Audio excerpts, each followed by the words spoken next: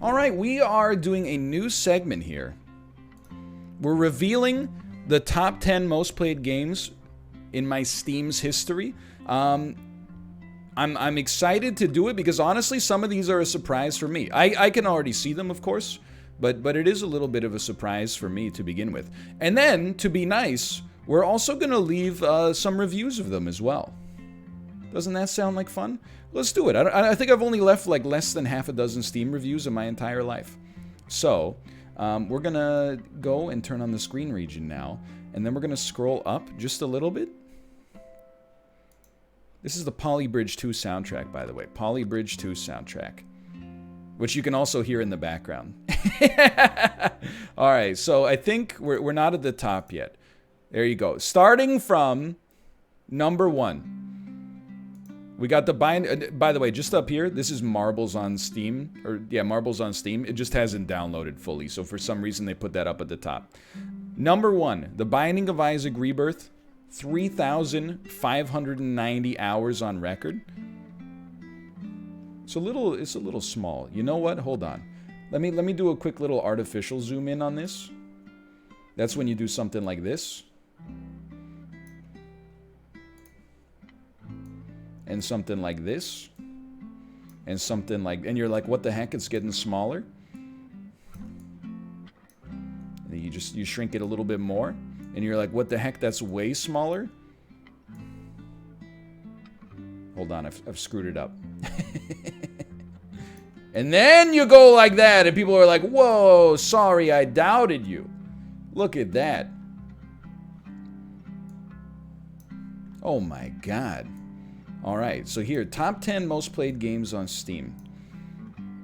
Starting from the very tippy top.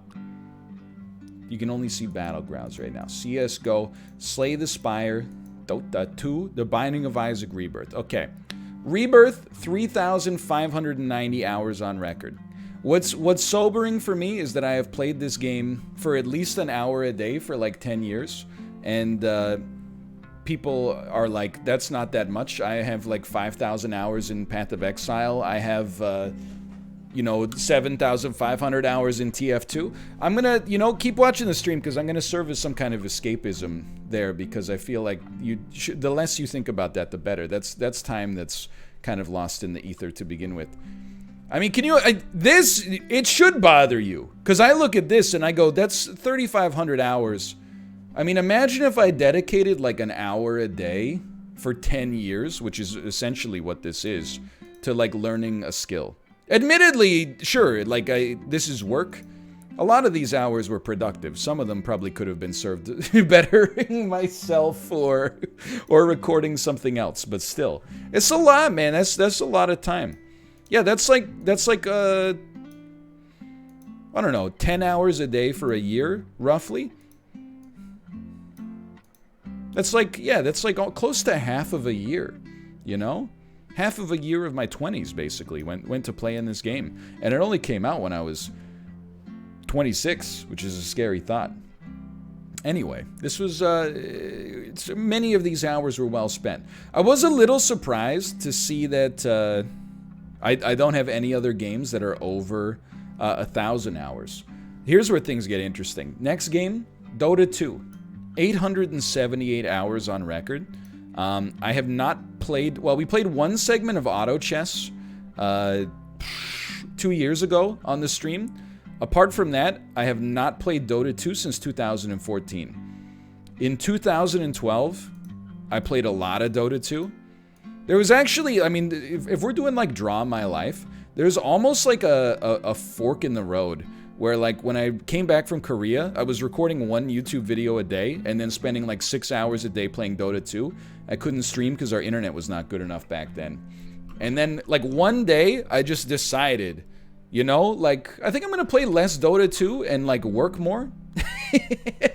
And it's a decision that I think has worked out pretty well, but at the same time, there was an alternate reality where I was like, you know what, let's just keep playing Dota 2, for the rest of my life, and I'd be living in a little gremlin hole right now. Not that there's necessarily anything wrong with that, but, yeah, I mean, I'm gonna leave a positive review on Dota 2, don't get me wrong.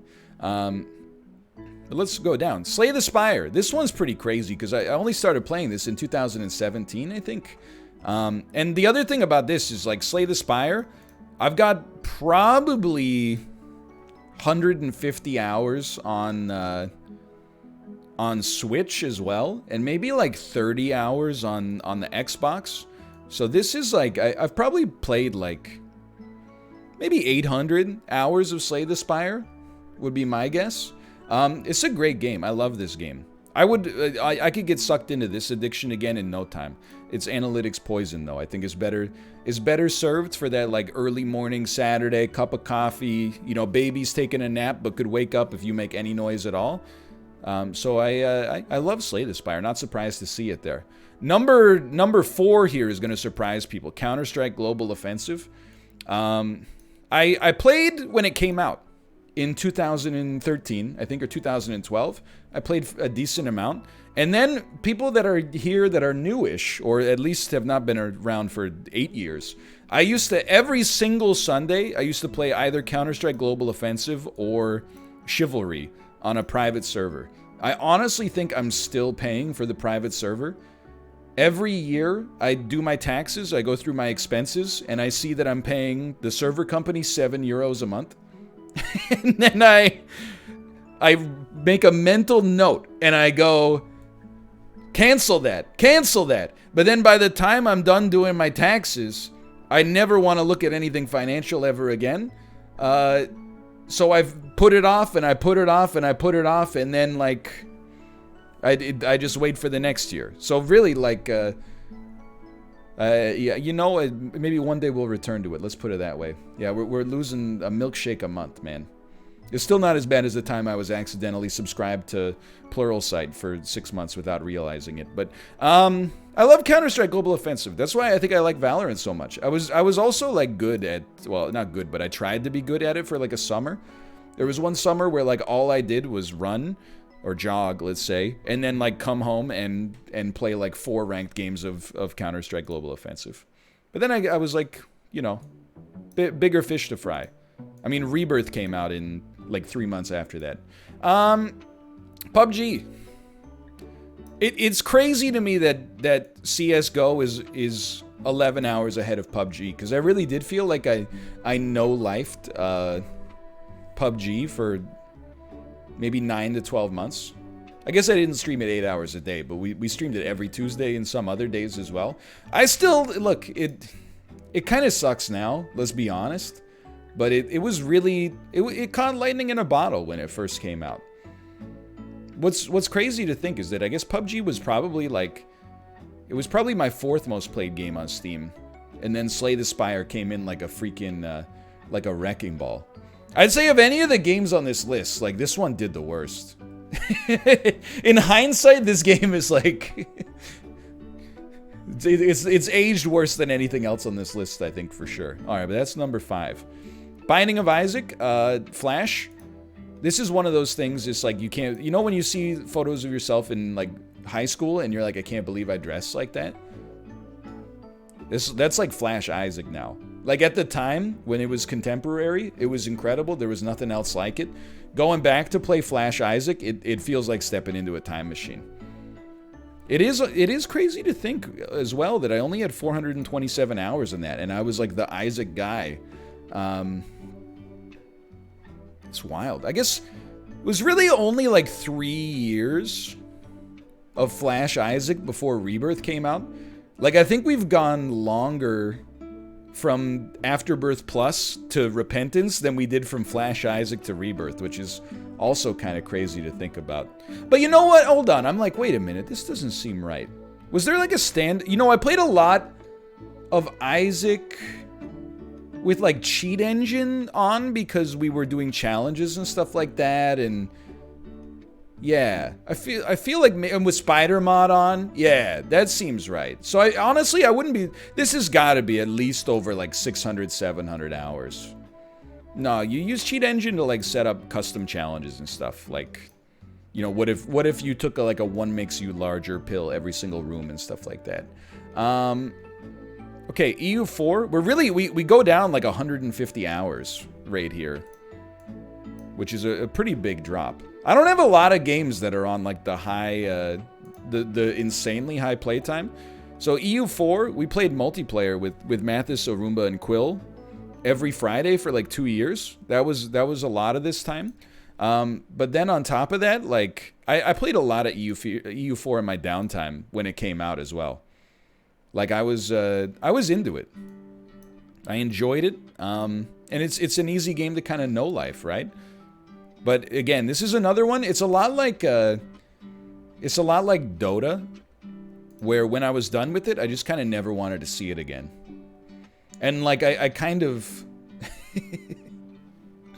like this, almost playing this much EU4 kind of crushed my desire to play any Paradox Grand Strategy games ever again. I hate to say it, but like, you know, when I was super into EU4, I was like, oh, come out with more, come out with Vicky 3, come out with, you know, I'm so excited for whatever you do. And then like, I'm just like, you know, I think I've kind of OD'd on it. I've OD'd on it. I haven't even played CK3 yet. Enter the Gungeon, possibly, let me just say it, maybe the most underrated roguelite. What are we on here anyway? 1, 2, 3, 4, 5, 6, 7, 8. Possibly the most underrated roguelite. Absolutely incredible game. Technically, like on a technical level, better than almost any roguelite I've ever played. Maybe Spelunky 2, maybe Hades are up there in the same camp. And one of the only roguelites that has gotten better, I think, as it got more updates. Not to name names, but I think a lot of roguelites kind of get over-designed as time goes on. Yeah, I got nothing but positive memories about Enter the Gungeon, no doubt about that. Hold on, I know I just counted. 1, 2, 3, 4, 5, 6, 7, 8. So we got 9 and 10. All right, there you go. Rocket League Season 1. Well, I guess it's just Rocket League, huh? Is number 9, 226 hours on record. This is also misleading because I have more time in the Xbox One, PS5, and the Epic Store versions now. So we're probably looking at maybe like 300 hours total. But I spent a lot of time on Rocket League when it came out. Also a great game. Also a game I never want to play again because I get annoyed with my teammates and also myself. And then Spelunky 1. It's funny. Spelunky 2, you can't see it. It's down here. Spelunky 1, 206 hours. Spelunky 2, 157. I think if you give it like a decade, Spelunky 2 will pass Spelunky 1. I genuinely think it's a better game. For sure. I think it's a better game. But it'll take a while to get there. I also played a ton of Spelunky 1 on the Xbox. And the PSP. Or the Vita, I should say. What else we got here? So Crusader Kings 2 is in 11th. We played some CK2 multiplayer, but like, I also kind of, I played some off-camera of this as well. Team Fortress 2. We played it on some Sunday streams, and on top of that, like, when I lived in Korea, I kind of like no-lifed this for a bit. It was work, YouTube videos, way too much beer, and Team Fortress 2 was pretty much what it was like. XCOM, beautiful game. It's stunning to me that after like, I don't know, 10 different XCOM playthroughs, like we still only have 180 hours on record. And then like, oh, hello Daniel, hello. Thank you for the raid. We're just going through our top 10 most played games on Steam. I'll give you guys a reprisal here. It goes, I gotta scroll over here, sorry. It goes, Marbles is not top. It's just, it hasn't finished downloading yet, apparently. It goes Isaac, Rebirth, basically. Dota, Slay the Spire, CSGO, PUBG, Flash Isaac, EU4, Enter the Gungeon, Rocket League, Spelunky. That's the top 10. That's the top 10 right there. But we were going down. It's crazy that I almost have more hours in Fall Guys than XCOM. Like, that's staggering to me. Because this only came out in August. I guess I played a little bit in the beta, but like, how have I played almost as much Fall Guys as XCOM? I did like 5 series of XCOM. How does that happen? Spelunky 2, of course, 157. Came out roughly the same period as Fall Guys. Keep in mind, we did this like, this is right around the period the baby was born as well. Ultimate Chicken Horse, amazing game. I played 148 hours of Super Mega Baseball 2. I mean, don't get me wrong, I know I played a lot of Super Mega Baseball 3, but I didn't know I played so much Super Mega Baseball 2. This is the one. This hurts me. If this, my life could have been so different if Wizard Wars had taken off. And I talked about, I can't remember if it was like an Isaac episode that maybe went up today, but straight up, the audience and I don't mean the YouTube audience, I mean like the consumer base at large, basically played Magical Wizard Wars and went, it's too hard for me. I can't play a MOBA where you don't just ult by using R. You gotta hit 6 buttons to play Wizard Wars, and then it's like, it's like playing chess and a fighting game simultaneously, and people just went, oh, this is too hard for me. Instead, I'll just spend 100,000 hours and $75,000 in League of Legends. It's, and you know what? Like, my chance to go pro evaporated. It's like being the best Heroes of the Storm player. Wrong place, wrong time. Anyway, great game though. I think they closed the servers. Dark Souls, not a surprise there, and we will play some more of that too. We'll do a randomizer run in 2021 for sure. Nuclear Throne, amazing game. Actually, you know what? Maybe this is the most underrated roguelite. Darkest Dungeon, amazing game as well. Will not revisit, but Darkest Dungeon 2, 100% will play. Monster Train, wonderful game as well. Again, to put 100 hours plus into games that are less than a year old, that's a sign that that game is pretty sick. Spelunky 2, Fall Guys, Monster Train. For me, that's a sign that we got some good stuff. Rimworld, look, one of these days I'll learn how to play it. 114 hours isn't even enough to understand what's going on, but XCOM 2, again, I like it maybe even more than XCOM 1. I was just at a different point in my life. There's some here that are really going to surprise you. Are you ready for this? Tabletop Sim makes perfect sense. We play it maybe, a couple of times a month for years. Golf with your friends being less than tabletop is kind of unfathomable, but there are multiple golfs, and there's only one tabletop.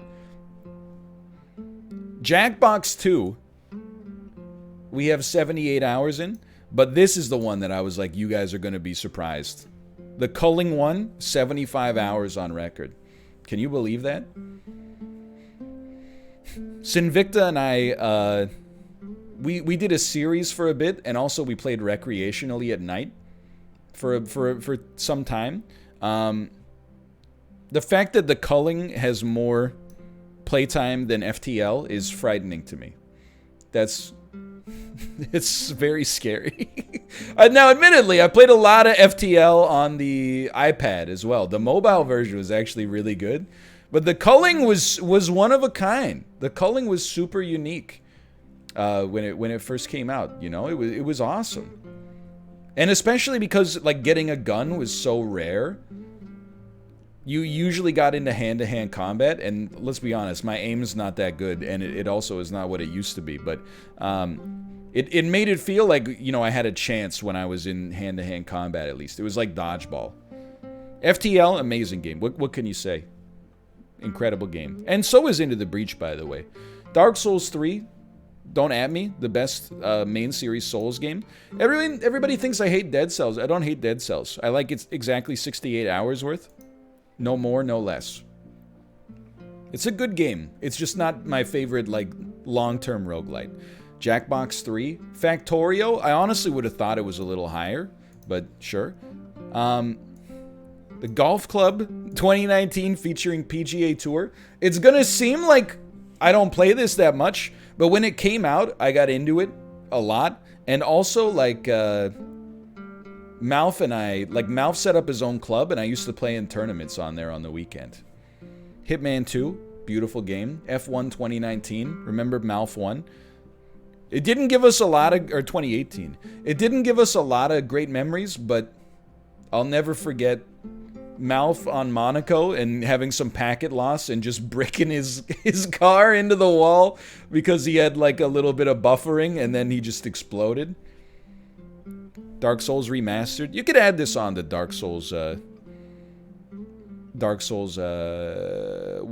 Prepare to Die. London, of course, beautiful game.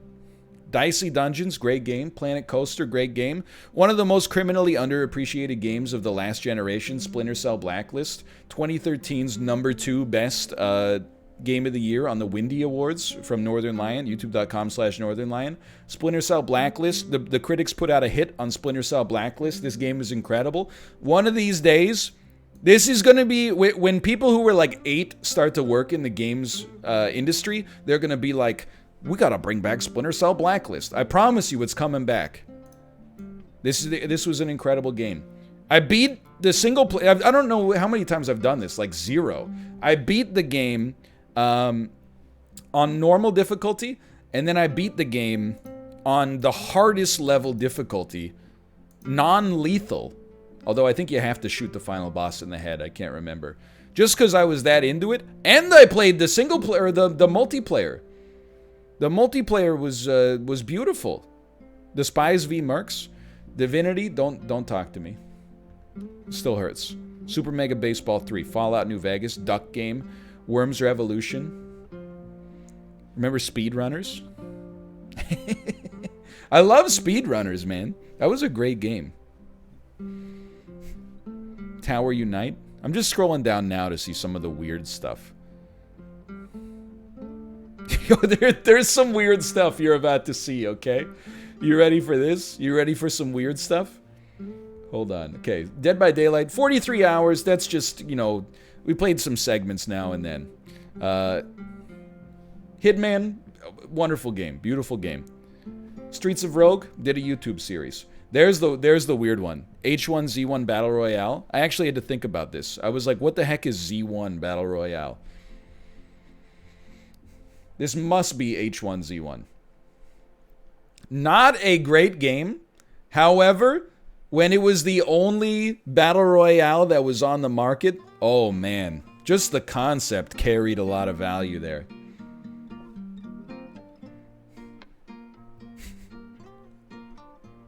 Not great is an understatement. Yeah, at the time it banged. You wouldn't even understand. Skyrim, don't talk to me, I sleep. We're getting into like games I did not actually play that much. We're going too low. I do remember the church battle with Kate. There's not that much weird stuff in here actually. I'm surprised where that Civ 6 and Civ 5 are so low. I would have thought that I spent like at least 100 hours on each.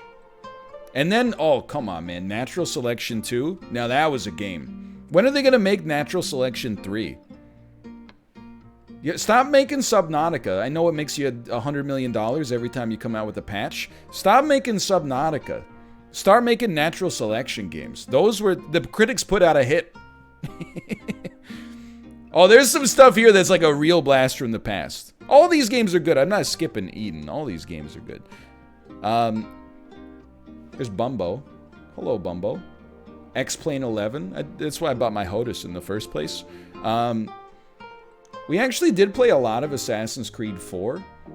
I think that's like the last Assassin's Creed game I played a lot of. The multiplayer, again, it's that kind of like... that kind of asymmetrical multiplayer is fun. I gotta be honest with you, I barely remember playing like a single second of Ultra Street Fighter 4. I think I bought it for $10 during a Steam sale, and then I was like, what do I need to do to get good? And then people were like, oh, pick Sakura, and then go into the training menu and like learn a single combo. And I was like, all right, maybe 29 hours later, uninstalled forever. I mean, these are all great games here. There's no doubt about it. I'm trying to scroll down until I see some other weird stuff. There's not that much. Well, so take down Red Saber. The reason that there's 26 hours of this on record is that I think it just left the process running for like 2 days one time. It's not a good game. I think it's such a bad game that it actually idled in the background without me knowing it. Oh man, some of these, as we get down here, I'm like, the ship? Jeez Louise. I mean, you haven't seen it yet. Where the heck, where is it? Maybe I passed it? Yeah, I passed it already, sorry. Played more of the ship than I played of, Obra Dinn. I guess that makes sense, now that I think about it. There's some great games in here. Tricky Towers is great. West of Loathing is an amazing game. Evolve, don't even get me started on Evolve Stage 2. Amazing game. Again, the critics put out a hit. Honestly, I think this is where I lost a lot of faith in gamers, to be straight up with you. I think I lost a lot of faith in gamers here. How's Terraria so low? So I used to have another Steam account that I used in Korea, but I think it got put in Steam jail for like regional pricing stuff.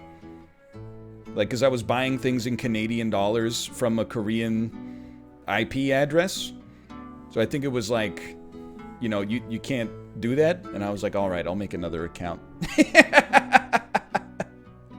Yeah, it's because of Cheat Engine and Isaac. Where's Hades?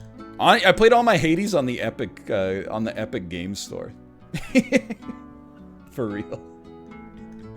But I'm telling you, the critics, they put the consumer. I lost a lot of faith in gamers when anytime a game comes out and it's a new concept and it's a little complicated, like Evolve was, you know, 5v1. People are like, I don't really get it. New Left 4 Dead. Pog!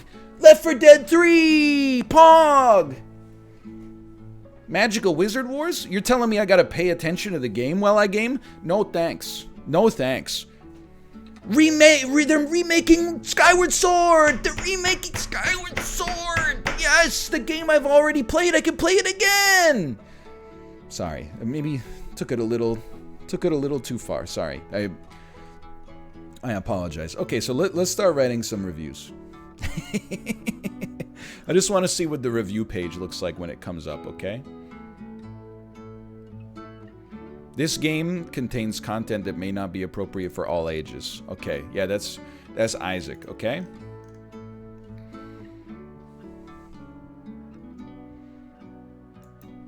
Oh my. Okay, we'll probably rework our screen region slightly here.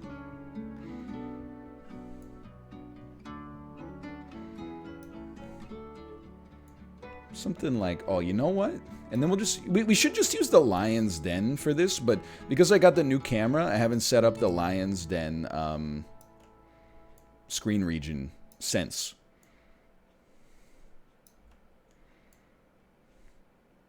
So we'll just put a little review screen region right here.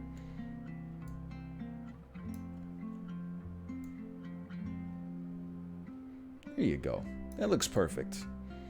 Okay. Yeah, dear Isaac. Please, did I receive this game for free? Yeah, probably. I bet I did. None of the expansions, though.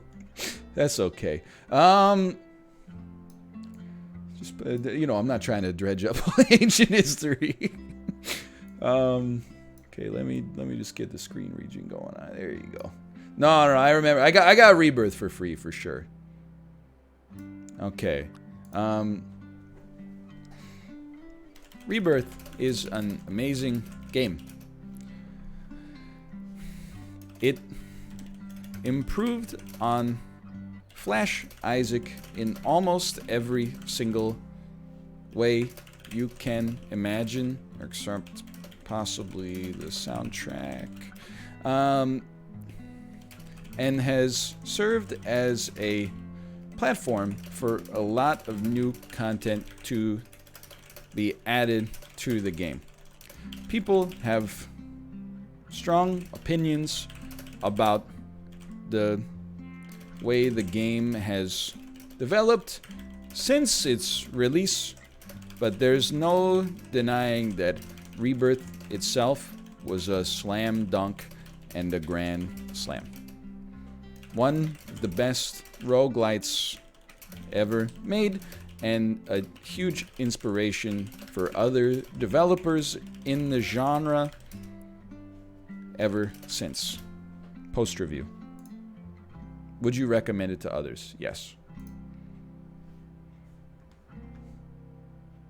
Easy.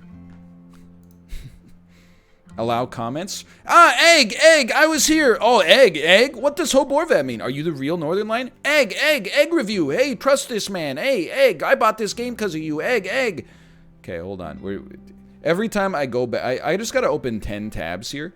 Because every time I go backwards in my browser, I've got to reload my entire Steam library, and it's like 4,000 instances. So it takes a minute here. All right, so we're loading up a review of Dota 2, Slay the Spire, Counterstrike Global Offensive, PUBG, Flash Isaac, Europa Universalis 4, Enter the Gungeon, Rocket League, and Spelunky. I don't even know if I can review Rocket League anymore because it's it's not on the Steam store. Yeah, it's not even on the Steam store. Oh, you know what? I've already reviewed Dota 2. I reviewed it on December 27th, 2011. And my review was positive.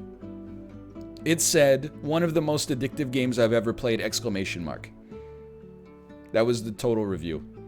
So on December 27th, 2011, I had 643 hours played of the game. Total to this day, I have played 878. So literally 75% of my review time was before the year 2012 even started. That's scary. All right, next review, Slay the Spire. No, I'm not going to change it to a negative review and be like a D-hole. The games are good. It's not all about me. I can make my own jokes, okay? I don't need to sign into Steam and be like, whoa, I've got a lot of hours, but I said the game is bad. Isn't that funny? Upvotes to the left. You know, like I've got a modicum of influence. I have to wield it with a certain degree of responsibility. The old Reddit switcheroo is beneath me. You're flat. You got no talent. Write a review for Slay the Spire. Did I receive this for free? I think I bought it, but I'm just gonna click it just to be on the safe side. In my opinion, this is the best roguelite deck builder ever made, and also in contention for the best roguelite ever. The design of the game is close to perfect. Every card, relic, and enemy is in for a reason and serves a purpose, and there's almost no additions to the game that serve to just up the item count without offering interesting play style consequences, unlike some other games. It's very easy to understand, and yet that betrays its considerable depth and endless replayability. It's very good. Post review. Look at that. Good review. All right, we can rapid fire these out. Next, Counterstrike Global Offensive. What can you say? What can you say about Counterstrike Global Offensive?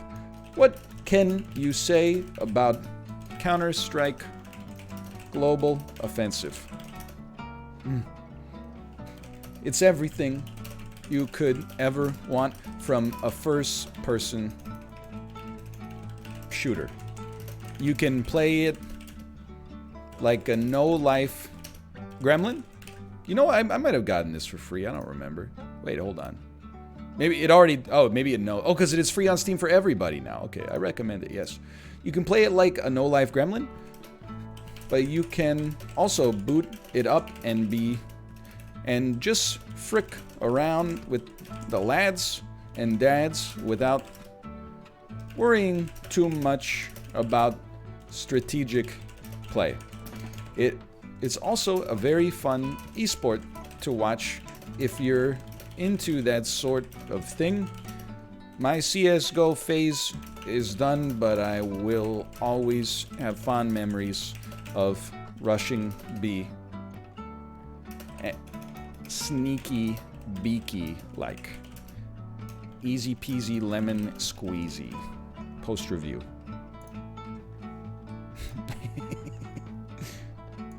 All right. It's nice, right? It's a nice chill segment. Oh, this is the one I think everybody's been waiting for.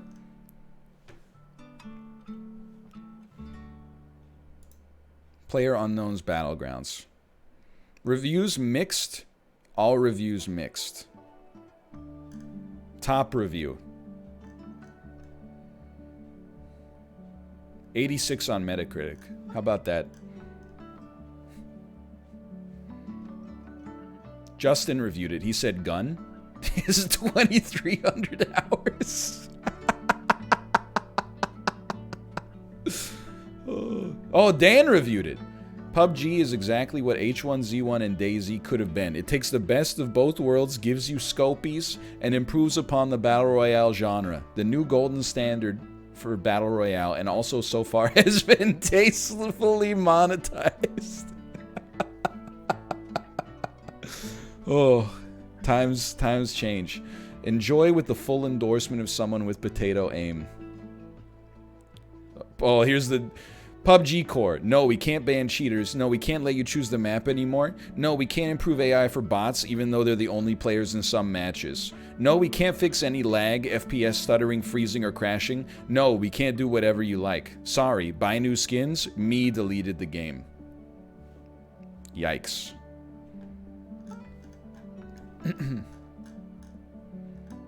I'll write my own review, please. I would like to write my own review. Do they still allow reviews of this game? Did they turn reviews off? Did I miss a button? Oh, sorry. It's literally just like a step up. Please just type gun 2. 2 gun. I mean, this is one of those games where I could completely understand how you could have 2,000 hours in it and say that you don't recommend it. PUBG was in the right place at the right time to both capitalize on the popularity of the Battle Royale genre, the burgeoning popularity of the Battle Royale genre, and also the right place to both capitalize on the burgeoning popularity of the Battle Royale genre and also serve as the vanguard for the entire segment, for the entire burgeoning popularity of Battle Royales, and also serve as the vanguard for the entire genre moving forward. Unfortunately, over time, a combination of its competition coming out with more polished and refined BRs alongside a series of baffling design decisions have made the game much less appealing than it was when it came out. I'll always have fond memories of dropping C-Dot and Rosehawk,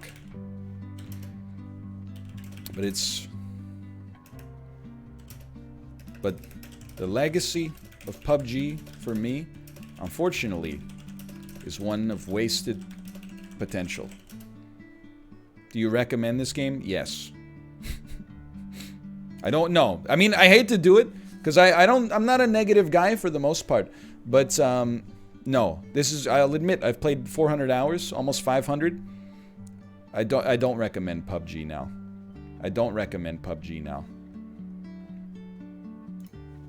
Almost any other game in my top 10, I would recommend. PUBG, on the other hand, no thank you. Okay, Flash Isaac. Flash Isaac is up next.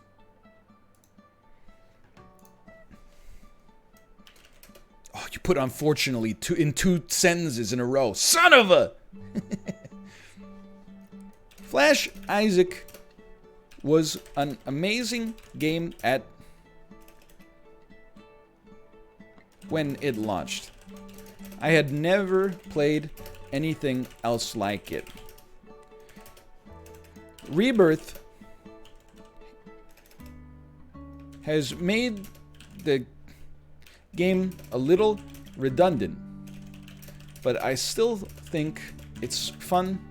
It could be fun to go back and see the game's history as long as you understand what you're getting into. Never disrespect a legend.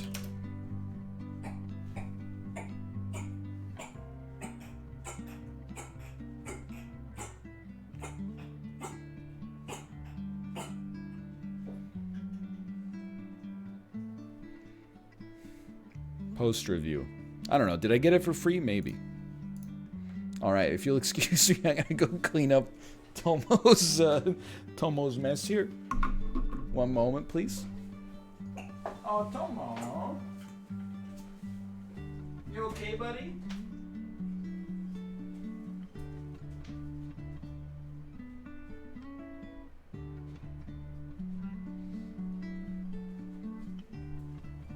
Hey, buddy.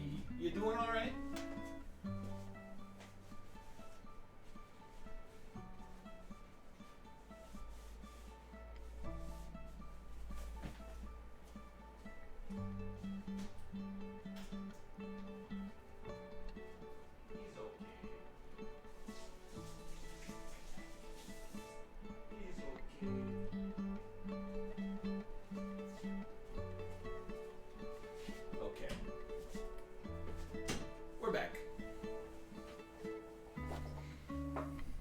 My cat puked while I was typing this review.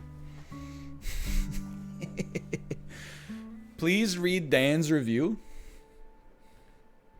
Does he have a review of Isaac?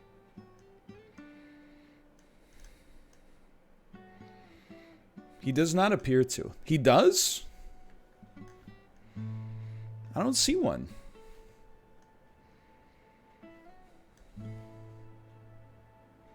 It's said up top. On the right side.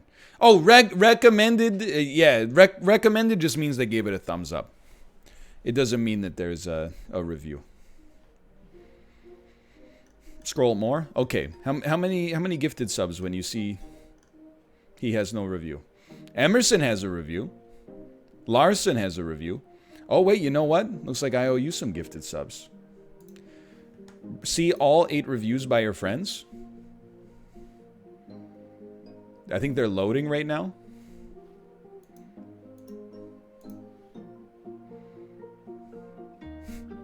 You're gonna have to take my word for it. There's no words on it.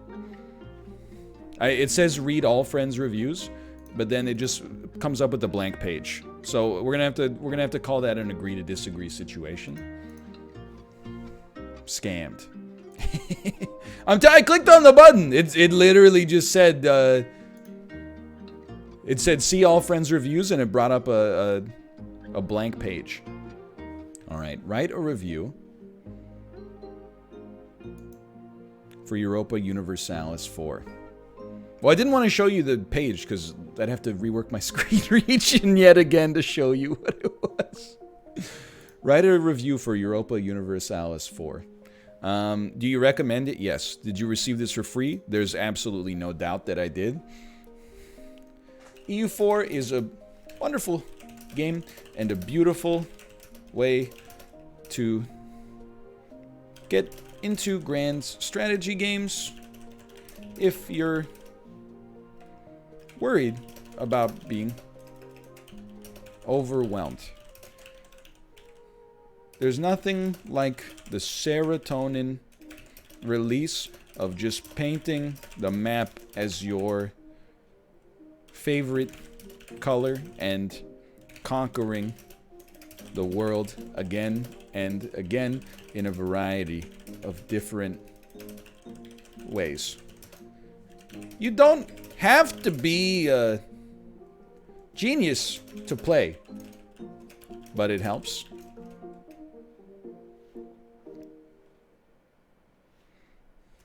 Even fools like me can have fun watching two armies clash.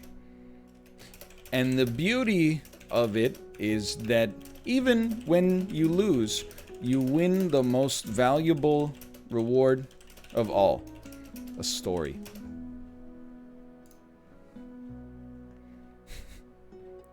Good stuff, good stuff. We got 3 more to go. Oh, this one. I've been looking forward to this one. 270 hours on record. Yo. Entin Finger Friedel. Thanks for the gifted subs. Thank you. This review's for you. Enter the Gungeon. Enter the Gungeon is an incredible roguelite. Unlike a lot of them, it actually looks really good.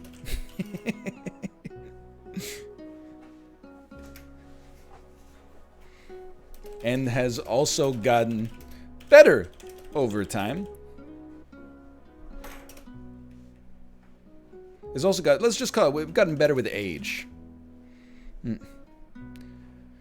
The extra progressions, the extra progression options they've added to the game over time have helped alleviate the feeling of repetition. And allowed the game, oh thank you Lil Willy 5 as well, thank you, to truly take its place among the best in its genre. If you enjoy games like The Binding of Isaac, you owe it to yourself to give Gungeon a try. If you enjoy games like The Binding of Isaac and Hades, you owe it to yourself to give Gungeon a try. It's a treat. He's describing me. I do recommend this game. Does Daniel? 37 friends already own this game. You can have a little Gungeon as a treat, absolutely. Rocket League. I don't even know. Can I'm allowed to leave a review even though this is unlisted on Steam.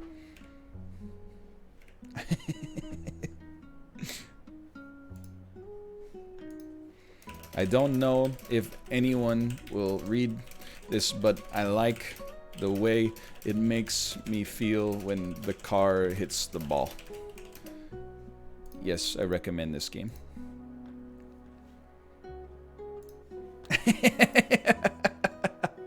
And then finally, Spelunky. Oh, baby. This is the top 10. This is number 10 right here. Spelunky 1.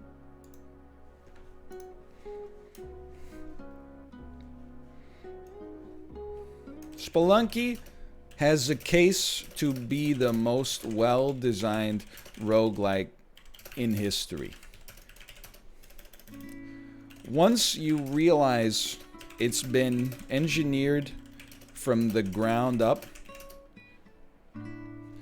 not to reward you, but rather to create increasingly complex and hilarious Rube Goldberg style machines that lead to your demise, the fun never stops.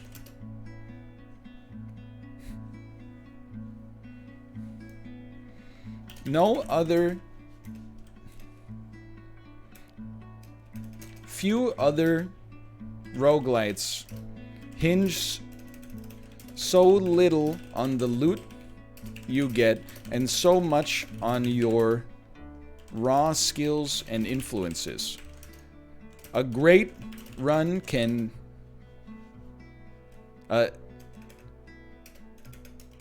A bad run can still make it to the very end with careful play, but even a single picosecond of even a solitary moment of distraction can render your one run obsolete. Spelunky 2 is also an incredible game, but there's absolutely no reason not to check out the original, or, well, Spelunky HD as well. Did I? Yeah, I probably received this for free. I don't know. Look at that. There you go. There's 10 reviews of 10 games, and it was a nice little trip down memory lane. Memory lane. Sorry, Freudian slip. Down memory lane on Steam. Have any of your friends reviewed it? You know what? I do have 3 friends that have recommended it. A Perfectly Craft Daniel, A Perfectly Craft game by Derek Yu. It's, with no apostrophe, like a fine wine. The more you play it, the more you enjoy it. Okay, so a perfectly crafted, I'm getting my red pen out, perfectly crafted game by Derek Yu. It's, apostrophe here, please, like a fine wine, no comma. Please give me either a colon, a semicolon, or an M dash here.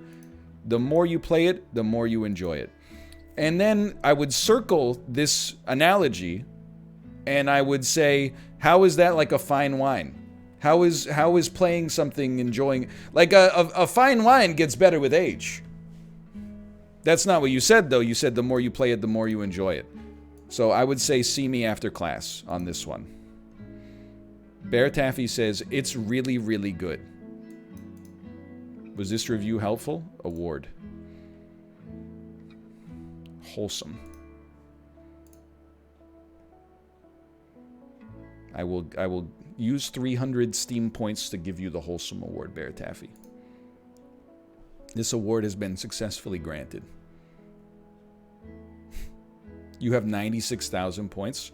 Dude, I told you, like, wasn't it like the other day? I was like on Steam, I've got like 100,000 points, but you can't use them for real money. So I don't know. I'm just flexing. I'm giving Reddit silver to everybody.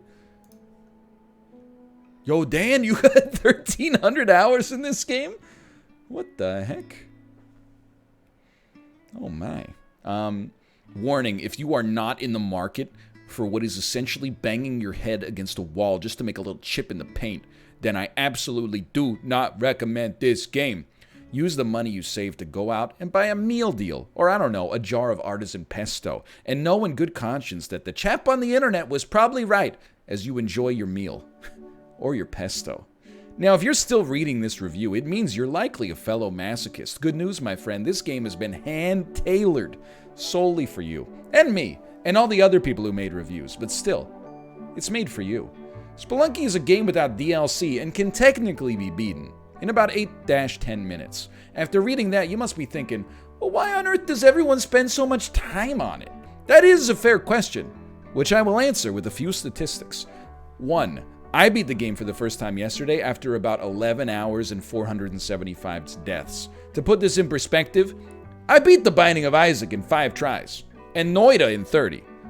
2. There is a 30% player drop between the tutorial and the end of the mines, the first level, and a whopping 67.2% player drop between the tutorial and the final boss.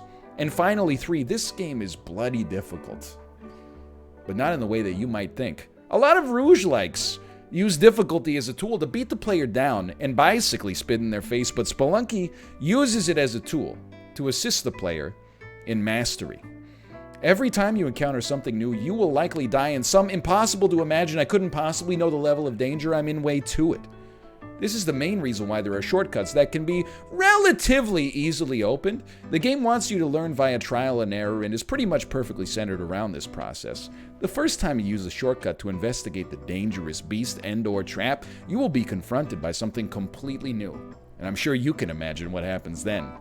This will happen multiple times until you go into a sulk and decide, these idiotic Yetis are too hard and the game smells, and I'm going back to the mines. When this happens, you'll notice you get through the mines in approximately 10 seconds. You'll be shocked and try it again. 12 seconds. How could this be, you think? I spent a week getting through here last time. Then it hits you. The game beats you up with anything and everything in the level, not to anger you, which it does anyway, but to make you feel beastly when you master the methods to deal with each situation.